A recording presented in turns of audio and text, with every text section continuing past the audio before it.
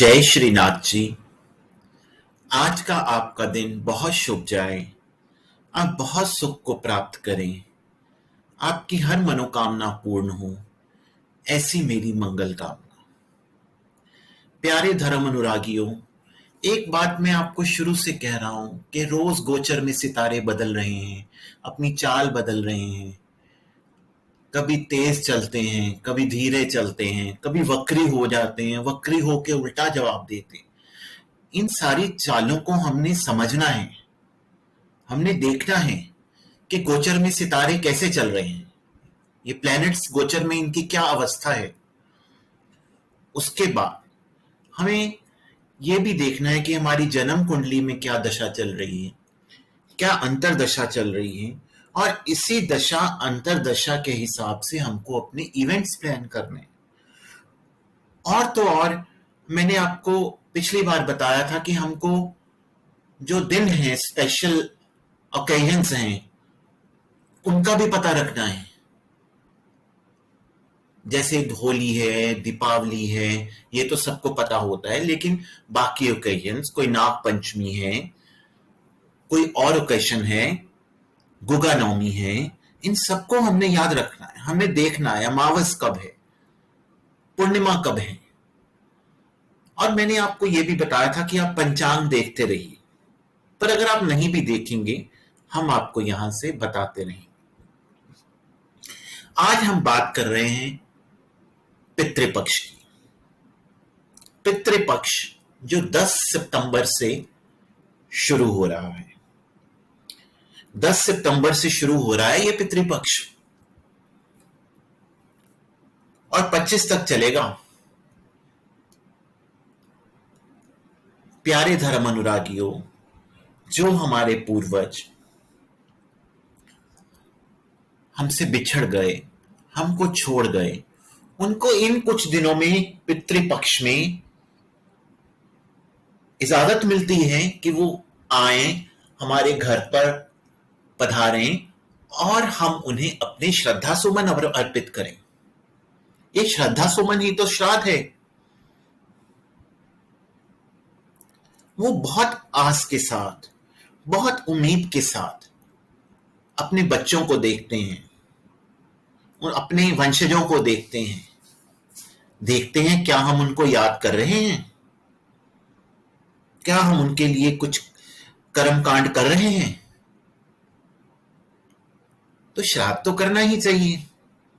हम जैसे जैसे आगे बढ़ रहे हैं, बहुत अच्छा है, साइंस तरक्की कर रही है, करनी भी चाहिए, लेकिन हमको अपनी जड़ से अलग नहीं होना है, अपनी रूट्स को साथ जुड़े रहना है,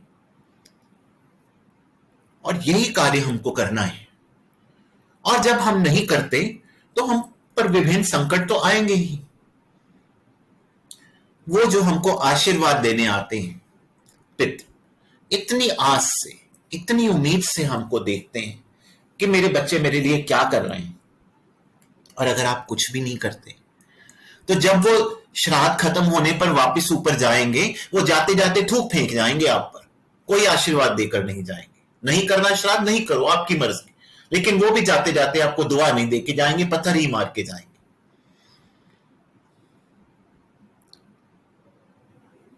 हम अपनी परंपराओं से क्यों दूर हो रहे हैं?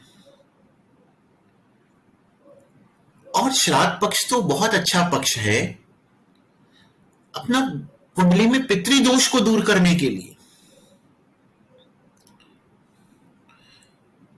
प्यारे धर्म अनुरागियों, इन श्राद्धों में हमें अपने पितरों के निमित्त वो चीजें दान करनी है ब्राह्मण को जो उनको पसंद थी। ब्राह्मण भोज कराना है, जो उनकी फेवरेट आइटम्स थी वो खिलानी है। ब्राह्मण को वस्त्र देने हैं, दक्षिणा देनी है। और हम आपको दावे से कहते हैं कि अगर आप ऐसा करते हैं तो आपको अपने पितरों का इतना आशीर्वाद मिलेगा कि आप दिन दोगुनी रात चौगुनी तरक्की करेंगे। जो हमारे लिए इतना कुछ कर गए, हमको इतनी संपत्ति दे गए, क्या हमारा कोई फर्ज नहीं कि साल में कुछ दिन के लिए हम उनके प्रति अपनी श्रद्धा सुमन अर्पित करें? अपनी अपनी यथाशक्ति, यथाशक्ति मीन्स कई लोग जो हैं, जो मध्यम वर्गीय परिवार से हैं, जो अफोर्ड नहीं कर सकते, अपनी अपनी यथाशक्ति अपने पितरों के लिए कुछ तो कर सकते हैं। अरे वो तिल और पानी से ही संतुष्ट हो जाते हैं, आप ज्यादा कुछ नहीं कर सकते। तो 5 पूड़ी उस पर आम का अचार रख के, या 5 रोटी उस पर आम का अचार रख के आप पीपल के पेड़ के नीचे रखाइए। अरे पितृ तो उसे भी कबूल कर लेंगे और आपको ऐसी दुआ देंगे कि आप कितनी ही तरक्की करेंगे, आपका घर फले फूलेगा। करना कब है श्राद्ध? ये आपने देखना है कि जो आपके पितृ आपसे बिछड़े थे उस दिन तिथि क्या थी, उस तिथि को आपने श्राद्ध करना है, उस तिथि को आपने श्राद्ध करना है। और अगर आपको वो तिथि नहीं ज्ञात, नहीं पता, तो क्या आप श्राद्ध नहीं करेंगे? जरूर करेंगे। अगर आपको वो तिथि नहीं पता है तो आप सर्व पितृ अमावस जो 25 तारीख को है उस दिन किसी का भी श्राद्ध कर सकते हैं, उस दिन किसी का भी श्राद्ध कर सकते हैं। आपको मैंने बताया अगर आप कुछ नहीं कर सकते, 5 आटे की पूड़ी उस पर आम का अचार रख के ये पीपल के पेड़ के नीचे आप रखाओ, इतनी सी चीज से ही आपके पितृ प्रसन्न हो जाएंगे। अगर आप कुछ नहीं कर सकते, जिन्होंने सारी उम्र हमको पाला, हमको पोसा, जिनके हम वंशज हैं,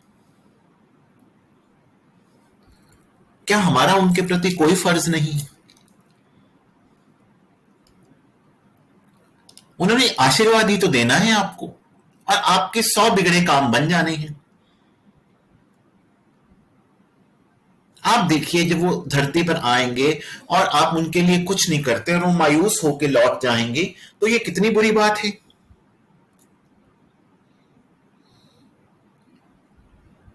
हमने आपको बताया कि अगर आपको तिथि नहीं पता तो आप सर्व पितृ अमावस को कर सकते हैं।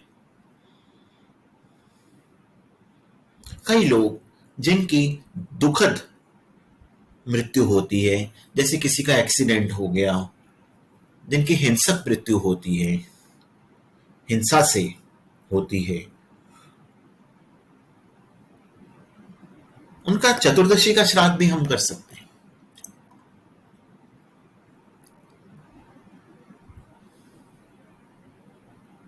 मिलकर पितृ इतने प्रसन्न होंगे कि आपके जीवन में खुशियां और बहार आएगी। अगली बार हम आपको यह भी बताएंगे कि आपकी कुंडली में पितृदोष कैसे बनता है और इन श्राद्धों में आप पितृदोष का निवारण कैसे कर सकते हैं। कहते हैं कि अगर आपकी कुंडली में नहीं भी पितृदोष है और अगर आप अपने पूर्वजों का श्राद्ध नहीं करते हैं, उनको सम्मान नहीं देते हैं, तो तब भी आपके वो रिजल्ट्स आपको पितृदोष वाले मिलने शुरू हो जाते हैं। क्योंकि जो आपसे इतनी आस लेकर, उम्मीद लेकर सारे पितृ अपनी अपने बच्चों के घर गए हैं इन दिनों में, और जिनके बच्चे उनकी परवाह नहीं करेंगे तो वो उनको वापस जाते समय आशीर्वाद थोड़ी ना देंगे।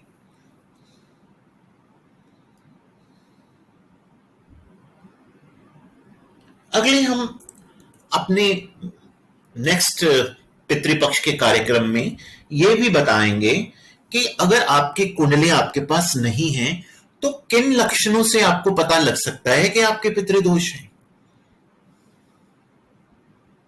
और अगर ऐसे लक्षण आपके परिवार में हैं तो आपको श्राद्ध में पितरों की शांति के लिए पितृ शांति पूजा ही तो करानी है।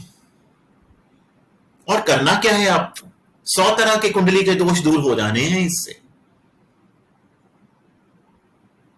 खुशी मिल जानी है, इससे अविवाहित बच्चों का विवाह हो जाना है, नौकरी में तरक्की नहीं मिल रही, आपने ऊपर अफसर बन जाना है, पर करना आपने है। तो इसी के साथ हम अपनी वाणी को विराम देते हैं। भगवान आपकी हर मनोकामना पूर्ण करे। जय श्रीनाथ जी।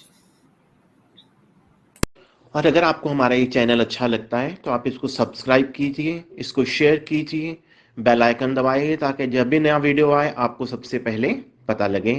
हमसे मिलने के लिए, हमसे परामर्श लेने के लिए निम्न टेलीफोन नंबर पर हमसे बात कर सकते हैं। भगवान आप सभी को बहुत सुखी रखें। नमस्कार।